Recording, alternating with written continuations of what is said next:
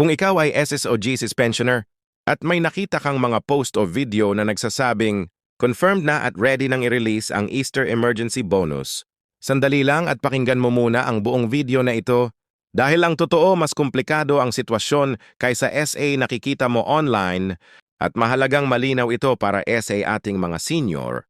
Hello po at welcome back SA Pension and Finance PH. Masaya kaming nandito kayo dahil ngayon pag-uusapan natin ang isang balitang marami ang nagtatanong ang Easter Emergency Bonus para SA, SSS at GSIS pensioners.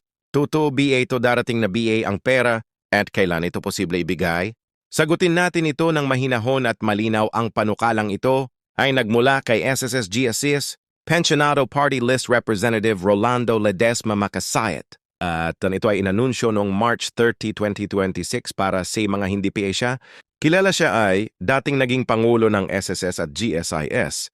Kaya may malalim siyang karanasan kung paano gumagana ang mga ahensyang ito ayon sa kanya. Sa panahon ngayon na patuloy ang pagtaas ng presyo ng gasolina, pagkain at gamot kailangan ng agarang tulong para sa mga pensioner.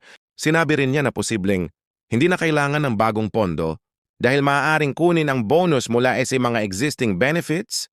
Abans kapangyarihan na raw ang boards ng SSS at GSIS para aprubahan. Totoo ito ay isang bagay na ramdam ng maraming pensioner ngayon. Pero narito ang pinakamahalagang bahagi na dapat malinaw sa lahat. Ito ay panukala PA lamang, hindi PA ito aprobado.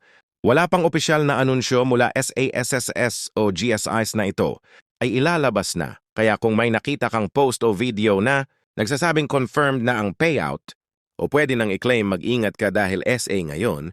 Hindi PA iyon totoo. Ayon SA ulat ang mungkahi ay kunin ang emergency bonus mula SASSS, 13th month pension at GSIS Christmas cash gift. Binanggit din na maaaring umabot SA 10,000 piso ang posibleng ibigay kung ito ay maaprubahan. Kaya hindi nakapagtataka kung bakit maraming senior ang umaasa rito.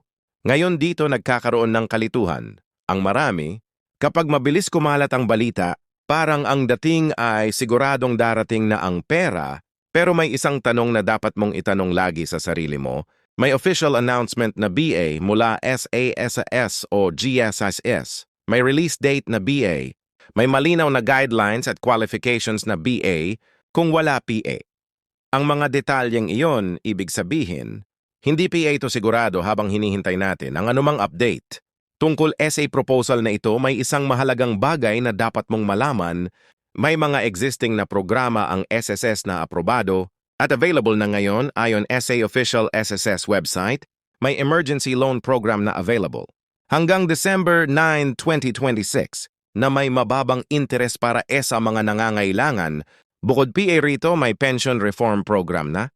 May nakatakdang dagdag pension SA September 2026. Para sa mga kwalipikado ito ay mga tunay at aprobadong programa. Maaari mong i-check ang mga ito sa official SSS website o SA kanilang hotline. Para naman SA GSIS members, maaari kang bumisita SA kanilang official website para SA updates. Kung nakakatulong sa iyo ang ganitong malinaw at maingat na paliwanag, mag-subscribe ka na SA Pension and Finance PH at i-click ang bell button para hindi mo ma-miss ang mga susunod naming updates. Maari mo ring i-share ang video na ito SA kapwa senior o SA pamilya mo dahil ang isang simpleng share ay makakatulong para maiwasan ang maling impormasyon ngayon. Balikan natin ang pinakamahalagang tandaan una. Totoo ang balita tungkol SA proposal ng Easter Emergency Bonus. Ikalawa, ang SSS 13th month pension at GSIS Christmas cash gift ay tunay at opisyal na benepisyo. Ikatlo, ang Easter Emergency Bonus ay hindi PA aprobado, wala pang schedule at wala pang official announcement. At ikaapat, wag basta maniwala sa mga post na nagsasabing may darating ng pera kung wala namang official advisory. Alam namin na maraming senior ang umaasa sa ganitong tulong at tama lang yon, pero magkaiba ang pag-asa at kumpirmadong balita. Kaya sa ngayon, ang pinakamainam na gawin ay sumunod lamang SA official announcements, iwasan ang mga edited clips, reposts at AI videos na kulang sa detalye, at hintayin ang verified na impormasyon bago umasa SA anumang payout. Kapag ito ay naaprubahan, agad namin kayong bibigyan ng kumpletong detalye. schedule at qualifications. Kaya siguraduhin na nakasubscribe kayo at naka-on ang notification bell SA lahat ng SSS at GSIS, pensioners na nanonood ngayon. Mahalaga sa amin ang inyong tiwala. Karapat-dapat kayo si A malinaw at tapat na impormasyon.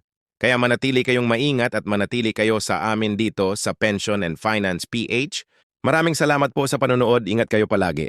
Alagaan ang inyong kalusugan at magkita tayo sa susunod na video.